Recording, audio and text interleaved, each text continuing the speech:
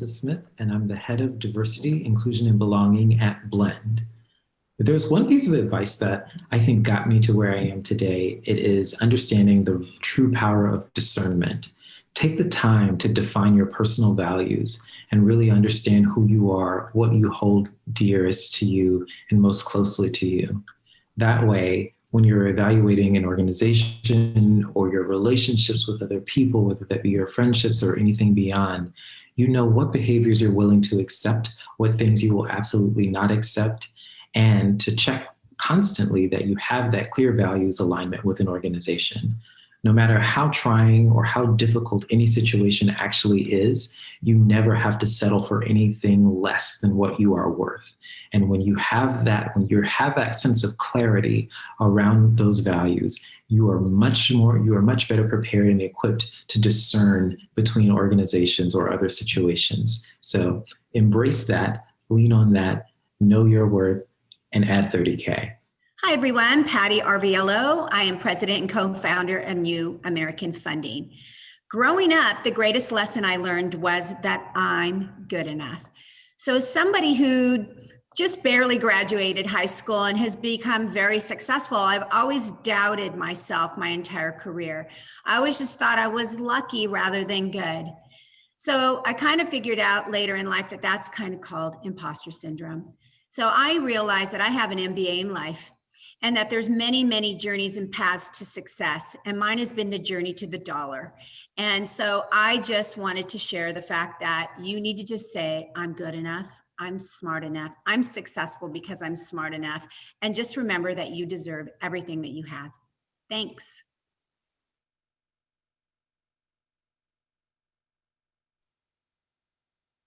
Hi there.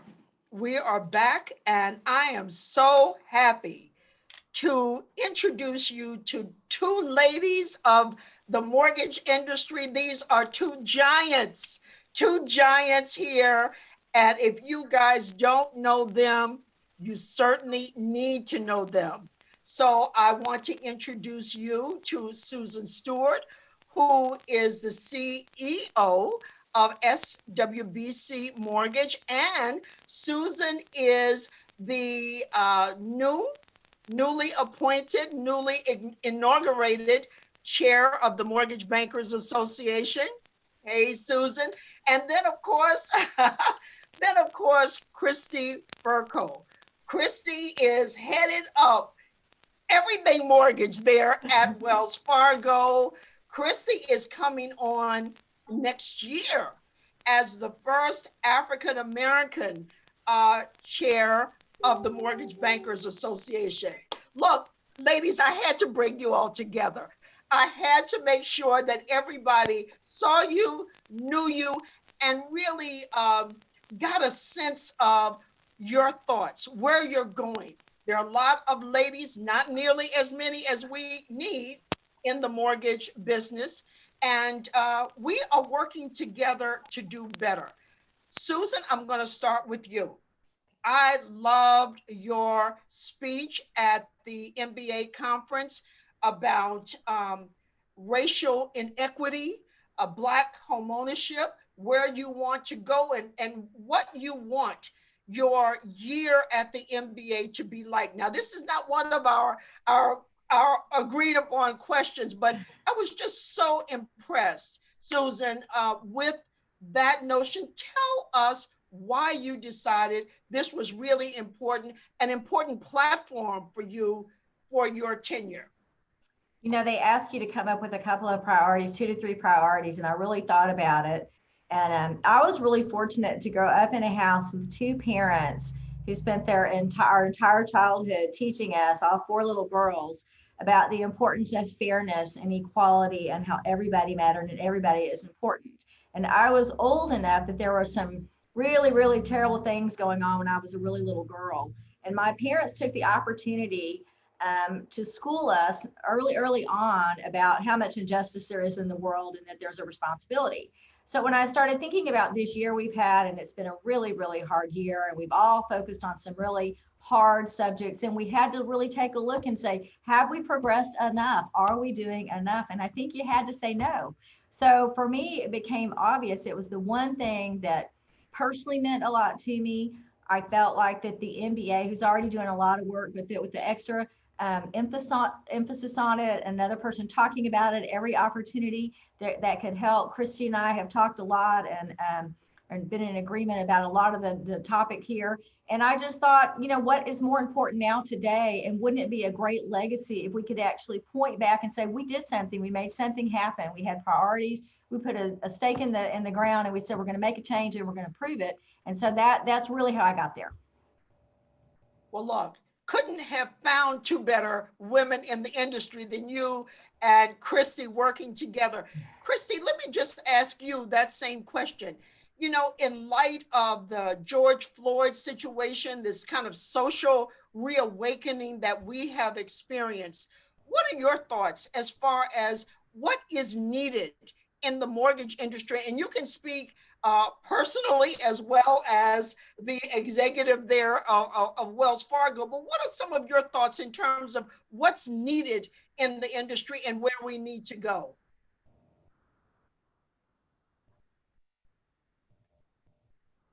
You're muted. Can hear you now.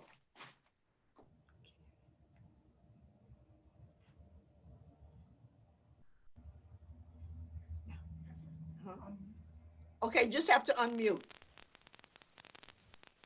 Okay, can you hear me now? Yes. Gotcha. Okay. Awesome. Thank you.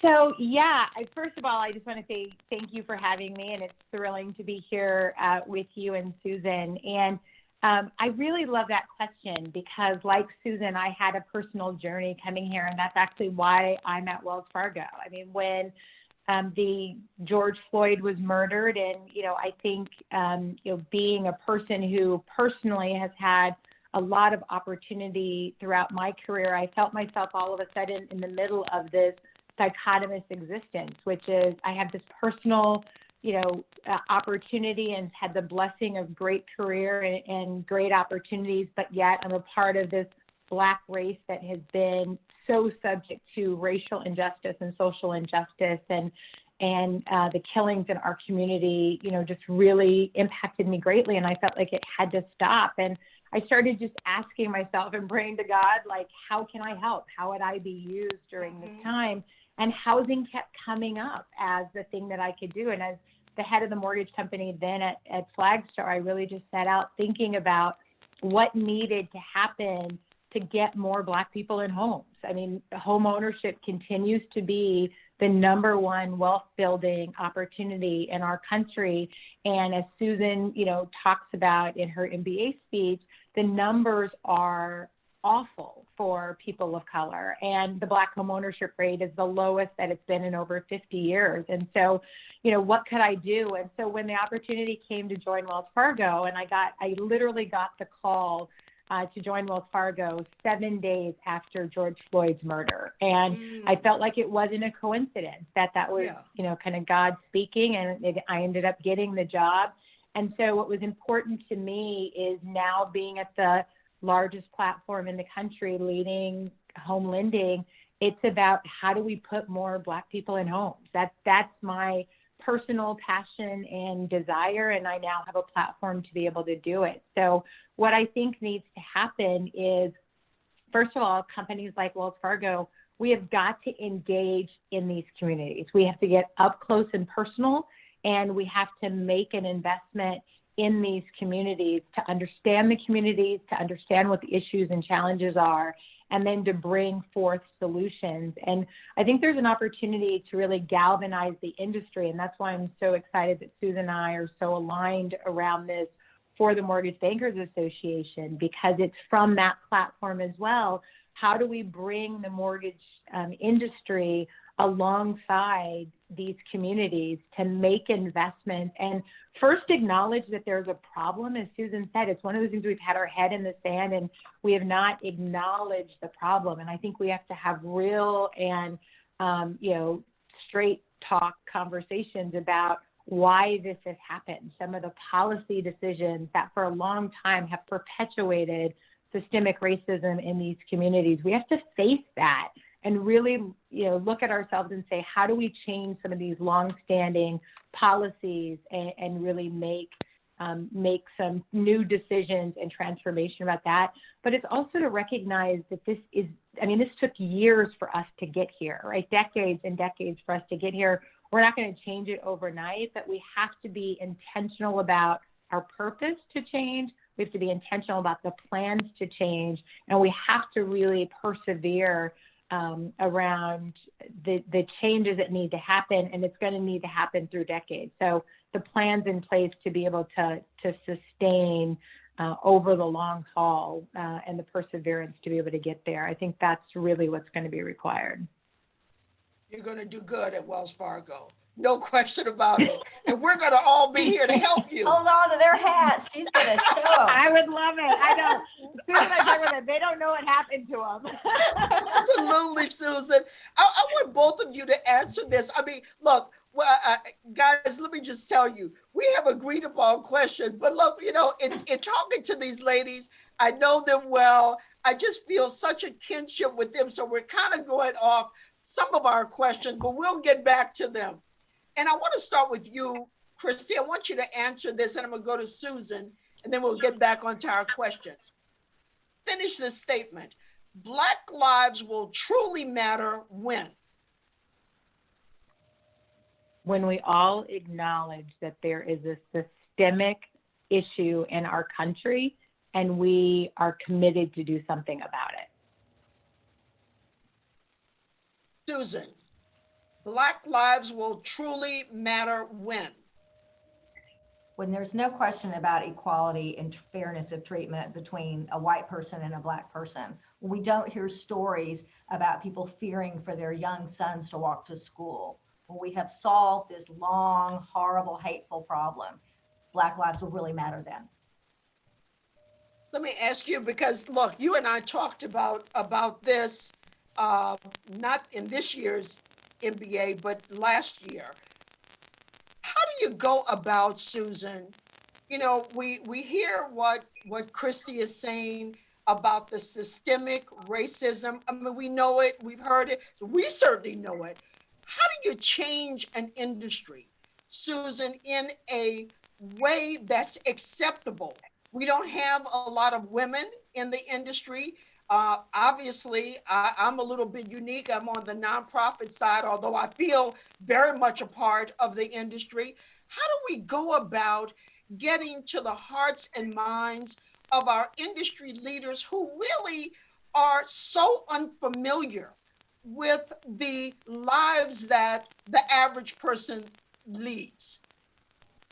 It's a horrible thing to admit.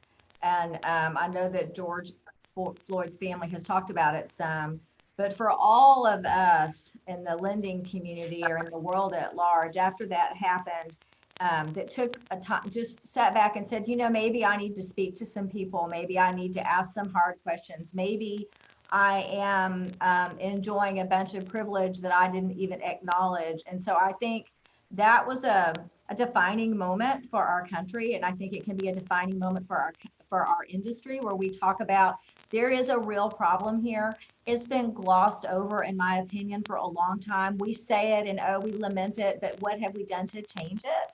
And part of it is understanding it thoroughly and completely. All right, that old quote about beware of simple solutions to complex problems. This is a complex problem because it's gone on for decades.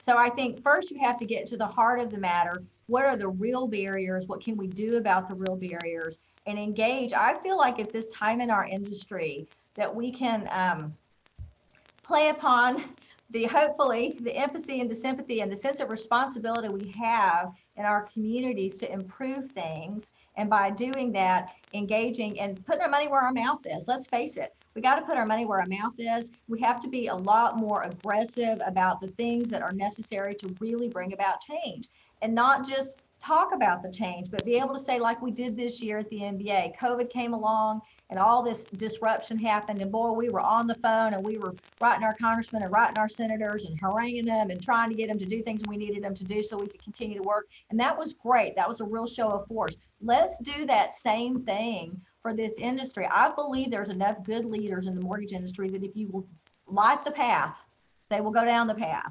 But we've got to have a real commitment to making significant, substantial, point to it change every year. People like you, Marcia, have been your life's work doing giving. But now the industry needs to do a little giving back and really engage and listen to what we need to do and then find a way to do it. Absolutely. Hey, Marcia. Yes.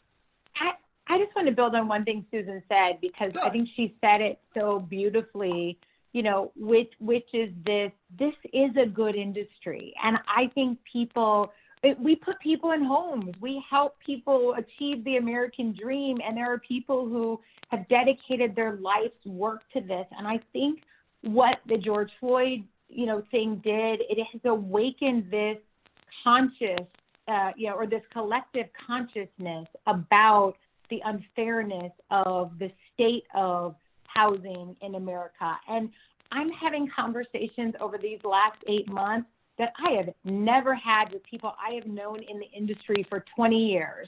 And when we're having the conversations, they're saying, well, I never knew that about you, or I didn't know that about your family. And it was, well, you never asked. And it's not something I just come to work and talk about, but because now we've talked about it and there is this collective conscious, I think to then be able to say, what are the solutions and helping lead and guide people toward it, I believe this industry is going to rally in a big way. I believe there are people who have dedicated themselves to putting people in homes, who take a great deal in pride by the work that they have done in their companies and the giving back nature of this. And they want to see equity and they want to see fairness. And if they were guided in a path forward, they would gladly join us. And that's the thing I love about this industry. That's the thing that I see in the hearts of people in this industry. And I think if we had a unified plan about how to move forward, I think we can make a lot of traction, but we have to capitalize on this moment. We can't let this moment go by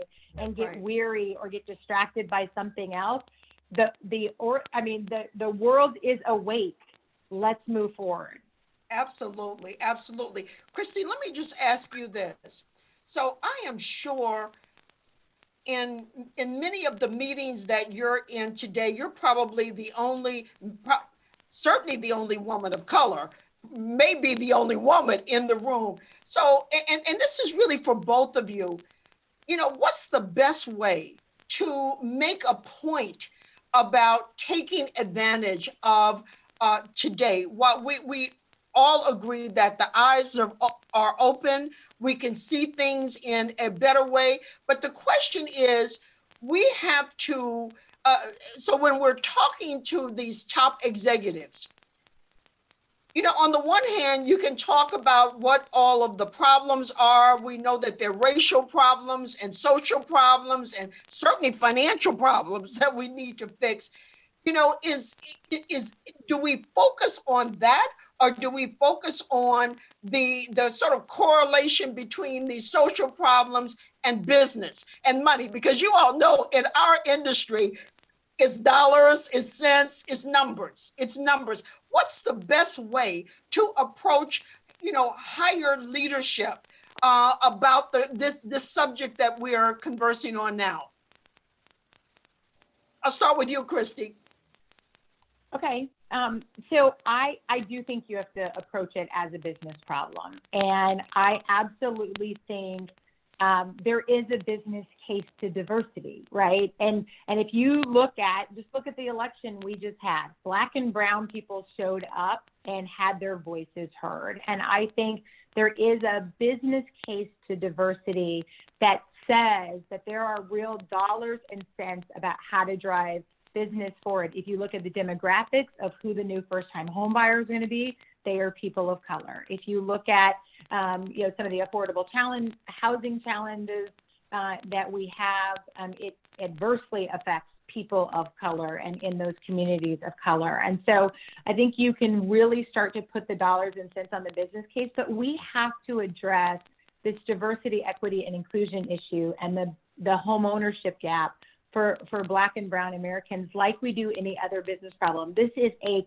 complex business problem that requires a dedicated focus, that requires strategies for how we're going to move forward, that requires accountability to be able to move toward whatever the goals and objectives are that we set. And it requires resources, both time and dollar resources to commit to it. So I think you have to approach it like a business strategy, but I think the case is clear in terms of how these companies will benefit from addressing this issue.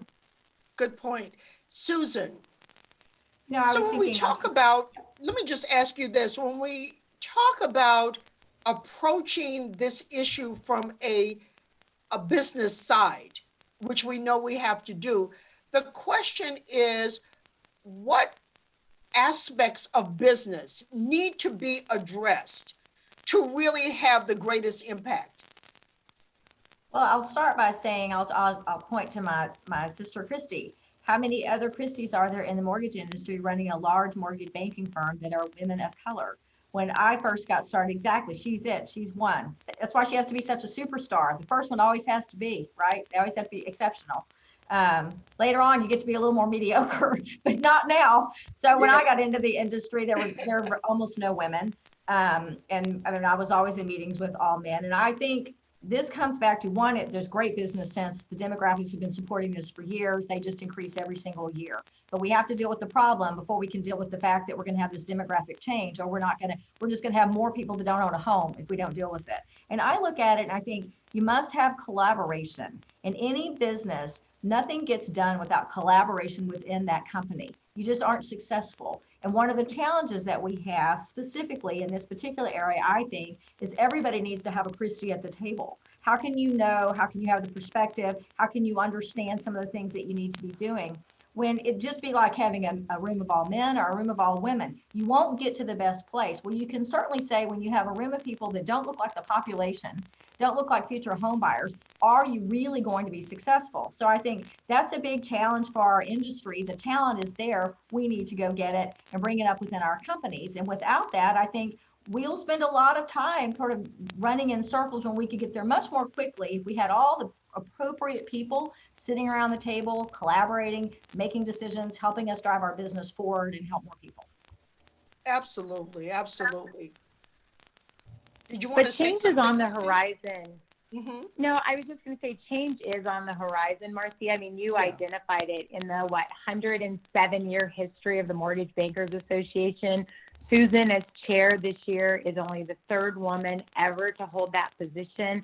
Next year, I'll be only the fourth and the first person, Black person of color to hold the position. And so the fact that the MBA, an all-white male institution, has nominated Susan and I to be chair and chair-elect in back-to-back years says something about the progress of change. And I'm really proud of the MBA for acknowledging that and putting Susan and I in these leadership positions, to be able to lead the industry, because I really do think it is a sign of the change that the industry is ready to embrace. Absolutely. And like Kristy says, they've been intentional. The MBA's been intentional. They've been very intentional about making sure they have people that are getting in these leadership roles for the organization, both within the staff of the MBA, but also on the volunteer side. They've been super intentional about it, and I couldn't agree more. They're sort of leading the way, frankly, in our industry. This is how we do it. This is what we need to do. Absolutely. Well, I agree 150%. I love the Mortgage Bankers Association. From Bob Brooksmith and Marcia and Lisa and Steve O'Connor and Tamara, everybody there. I mean, I met both of you through the MBA. So look, I tell you, it's like family with you all, and you all are just doing such an outstanding job as leaders in the mortgage industry, but also as leaders in your own companies. So let me just get to a couple of other questions for you. And I'd like for maybe both of you can answer some of these questions. Susan, now you are a CEO, you're the chair of the MBA. You answer all of your calls within a couple of hours. I don't know how you do it, and your emails. I mean, you are on top of your game. How do you do it? And what is it about your job that you absolutely love? Well, I'm not a good sleeper.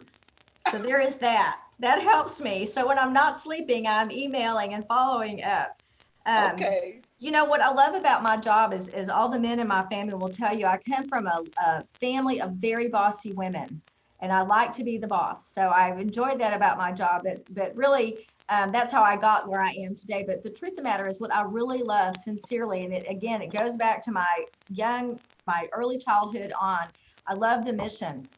I think owning a home is a wonderful, wonderful thing, and it changes people's lives, and it can build generational wealth, and it rights so many of the social challenges. And so I feel so strongly about that. And I think back, and I always think one of the, how do you get where you are and how do you make the decisions? And for me, it wasn't enough I was willing to work harder and do all these things, but I needed to be in the right environment.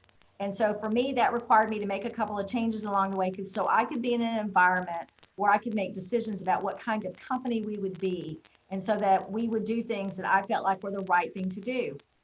And in my 31 years at SWBC, I always think back that if there had to be one thing that probably made the career difference for me as a person, but also really for this company, is that I refused to engage in subprime. I felt like it was almost morally wrong. And I got to be in an environment, a smaller company, a privately held company, where I didn't have a lot of extra pressure on me. And I could say, well, we're just not going to do that. We're going to be this kind of company. So I think for everybody along the way, you know, you have this opportunity where you work to sort of blaze the trail, if you will, and do the things that you need to do. And for me, that was a real big focus. When it comes to getting what I have to get done, I think all of us will have this in common. I'm great at compartmentalizing. I'm really good at ticking off the thing I'm not doing right now. And without it, I never survive. And so I get very laser focused on one thing. And I learned it as a young mom that I can't worry about their math test. I'm at work, you know, worry about it later. And so I think my whole career, and certainly now, as I've gotten to where I've overcommitted myself more and more, which I love to do, compartmentalizing and focusing on a task at hand, bringing in the right partners to help you is my survival mode. That and not sleeping, Marcia, those are my secrets. Well, look, you're doing good. I must say, you're really doing good. So, Kristy, talk to us about your journey to the top. Yeah, well, I have a very unusual journey. You know, I actually started my career selling hospital supplies. So I am not like most people in the mortgage banking industry that grew up in this industry. I started selling hospital supplies. I went and did human resources for 15 years, 9 of it with Pepsi. I went to Fannie Mae initially as the head of HR for the single family business. And that's how I first got into mortgage when I joined Fannie Mae. And then ultimately I had the opportunity to move into the business side. And that was probably one of the big kind of career opportunities I had in terms of really sponsorship and support. The CEO at the time, Dan Mudd, who I had worked with, you know, during the restatement at Fannie Mae, I led the culture work there and worked very closely with him. After we completed that work and got what still to this day is the largest restatement done in corporate America history, you know, he said to me, you know, I want you to go and run this business. And, you know, as an HR person, I said to him, as your HR person, I would not put me in that job. But, you know, he said it's a big leadership job and you've just demonstrated that you could, you know, drive leadership at the highest levels. And so that's how I moved out of HR back into the line business.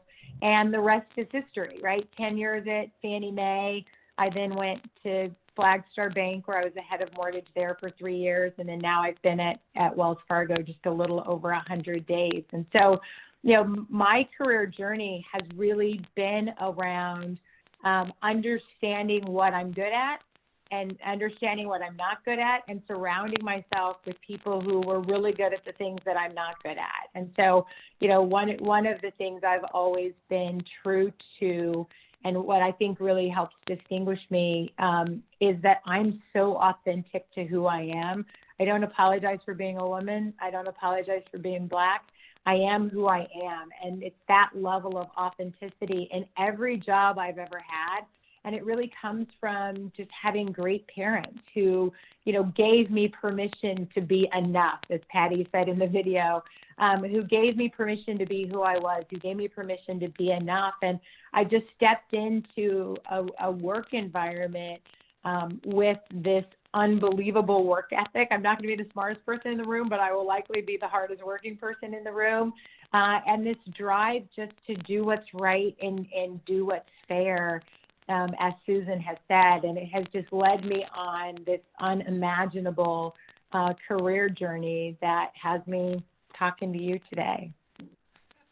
Well, I must say, both of you are so down to earth, so authentic. I mean, that's really what makes you not only good leaders, but great people. And which is another reason why I'm just so happy to have you all with us today, because so often when people on the ground, even in the nonprofit sector, when they think about people like you, they think about people who may not be able to relate to them, who can't understand them, whether they're Black or white, it doesn't matter. And having you guys here with us today really shows not only what our leadership is about, and it makes people feel even better about where we're going in America, but more importantly, what women can do, where we're going, what we can do, and how we can do better. So let me just stop with that and ask you guys, what do women bring to the table in our industry that men don't? Kristy? Okay, I'll start with you, Kristy. The list is long. No. I'm kidding. I love my men out there. I will say there is something, Marcia, that, as Susan talked about, this ability to compartmentalize. I do think as women, well, one thing that we bring is just a different level of care, right? Yeah. As leaders, we are nurturers by nature. And so a care for our employees, a care for the people we work with, a care for the customers. I think we bring that in a different way, just naturally as women, which then has us lead in a different way and has people, it creates a different level of followership for us, because your team knows that you care about them and that you want the best for them and the right thing. I think women can bring that in a unique way. The second thing I would say is this ability to really just multitask. I mean, women, especially women in the workplace, we're holding it down at work, but then at home we're taking care of, our families and, and then taking care of our aging parents. And we just have so much on our plate and so much to do that multitasking comes naturally for us. And we don't complain about it. We don't gripe about it. We just do what we need to do because that's who we are as women. There's a level of resilience to us as women that just comes from needing to handle it all. And so I think those are two things that, as women leaders, we have innately, and it makes us very effective in the workplace. Absolutely. Susan? So, of course, I had multitasking written down too, because that always pops to mind, because I think we're almost pre-designed to multitask. We missed the class in school that said you got to opt out of anything. So we were sort of juggling along the way, right? I also think that certainly it comes from our life perspective being different, but I believe that women are more willing to push outside of traditional thinking. That is my experience. That just generally speaking, we're more willing to be looking for a solution, even if that solution is not an obvious solution. I have kind of a little funny little tidbit story. A loan officer that works for us, so I'm very fond of, got to know him pretty well. And he gave me a book, and I decided not to be annoyed about that. One, because I thought, do I look like I need to read a book right now?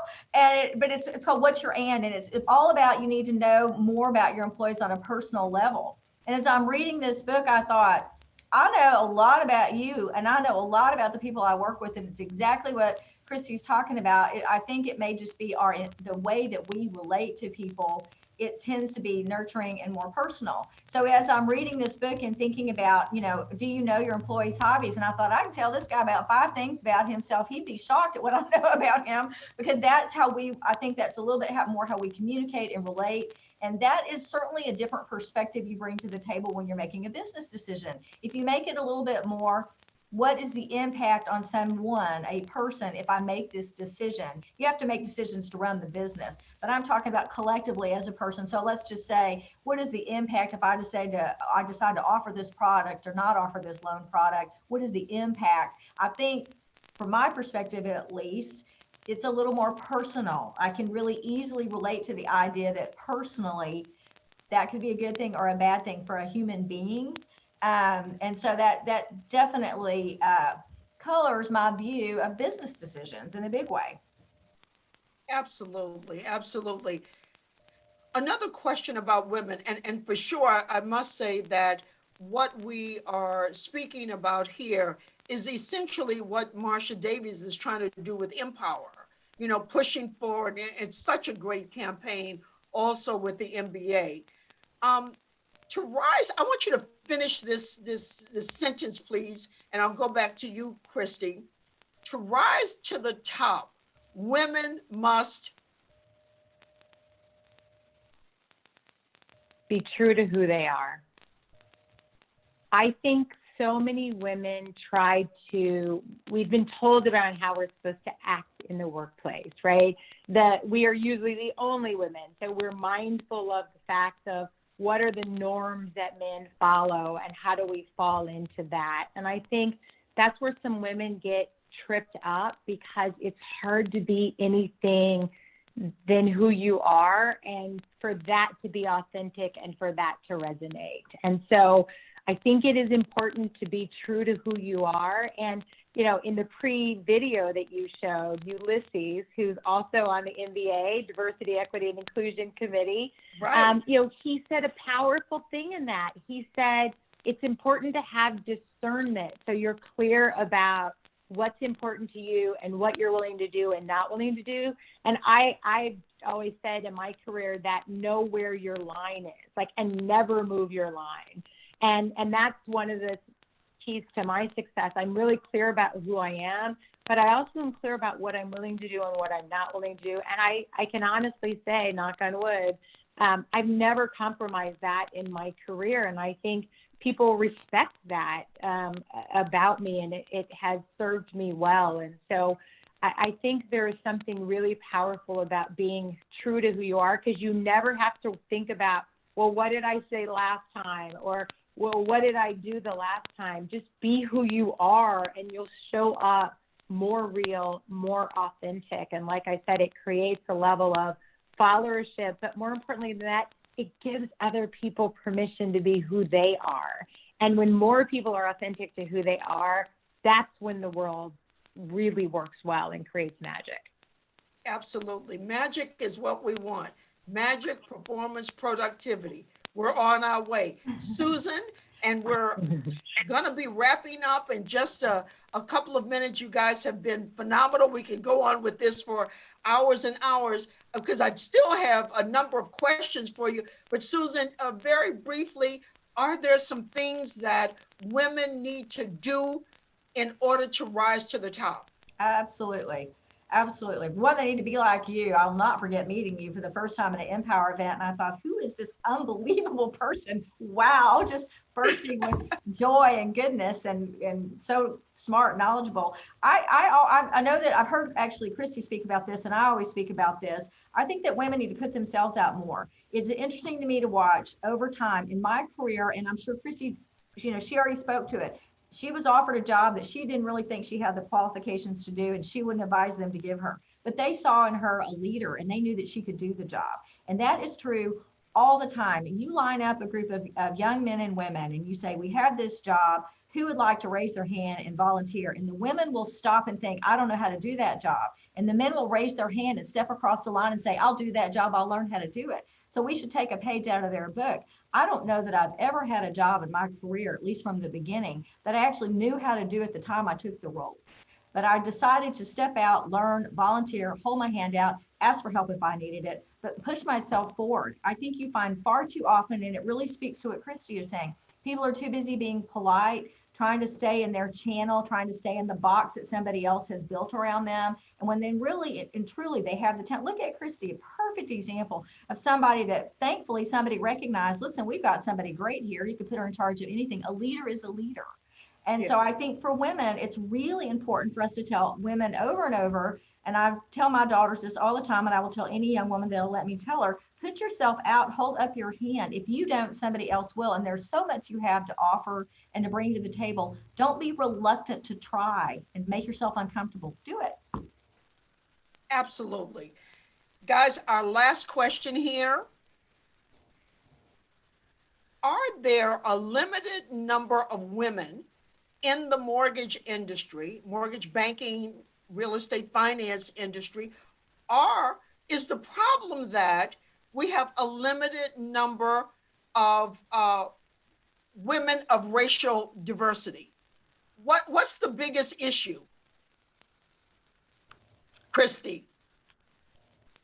I think it's both. I think we don't have enough women in the industry, and we certainly don't have enough racially diverse women. And so I think this has been a male-dominated industry, and I think we need to be intentional in our efforts to recruit women and minorities into this industry. I think we can, kind of frame up opportunities, be intentional about programs, mentorship programs, internship programs that gets people in the industry. I mean, Marcia, your program with the HBCUs, and how do we get more of those interns in companies like Wells Fargo and SWBC and the other companies out there?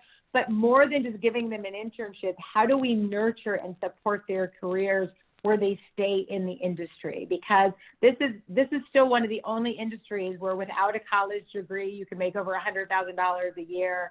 This is still one of the only industries where you get mission and business combined, where you get the grace of being able to put people in homes and change people's lives. So there's so many wonderful things about the industry, but I think we have to be intentional of outreach to more women and people of color, and then creating the programs that keep them in the industry, and then mentoring and support them to stay in our industry and not fall out.